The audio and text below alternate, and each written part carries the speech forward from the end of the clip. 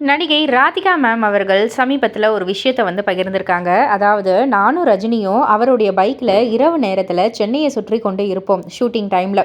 ஒரு நாள் ஒரு கார் எங்களை நோக்கி வேகமாக வந்து சடன் பிரேக் அடித்து நின்றுச்சு. இதை பார்த்ததும் எனக்கு பதறிடுச்சு. யார் அப்படின்னு வந்து பார்த்தா ரஜினியின் மனைவி லதாவுடைய சகோதரர், அதாவது இப்போது நம்ம அனிருத் சாருடைய அப்பா.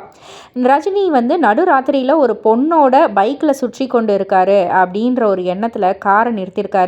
ஆனால் நானும் ரஜினியும் வந்தது லதாவுக்கு நல்லாவே தெரியும். பட் ஆனால் அவர் அந்த ஒரு சிஸ்டரோடைய ஹஸ்பண்ட் ஆச்சே, இந்த மாதிரி வந்து நைட்டில் சுற்றுறாரே அப்படின்ற ஒரு இதில் வந்து டக்குன்னு வந்து பிரேக் அடித்து அப்புறம் அது எல்லாம் நார்மல் ஆச்சு அப்படின்ற ஒரு விஷயத்தை தான் வந்து பகிர்ந்தாங்க.